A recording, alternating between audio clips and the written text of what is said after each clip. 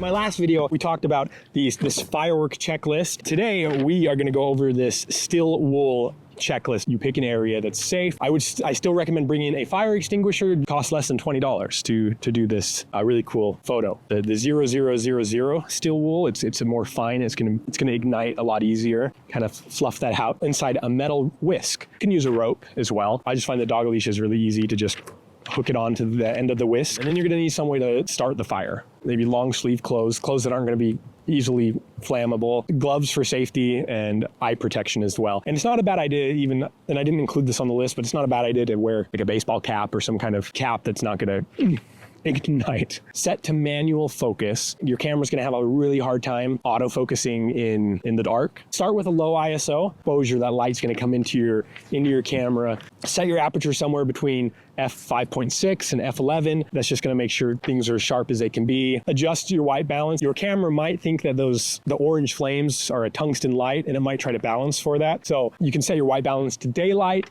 and that will help really bring out the orange in the still wool. Set your shutter speed anywhere between 2 seconds and 10 seconds. I think that one we did for 10 seconds, which might have been a little long. If you do it for a shorter amount of time, you might need to bump up the ISO a little higher. Just, play around with your settings, test things out. Like I said, you get 12 sheets of still wool, so for about $5, Download this free PDF checklist. And if you're still overwhelmed by using your camera in manual mode, I also have this cheat sheet available, which briefly goes over, ISO and gives some examples of when to use different ISOs, different apertures, different shutter speeds. This is a great resource, and I'll leave a link in the description for this as well. And if you really want to go wild with long exposure photography, let's talk about star photography next.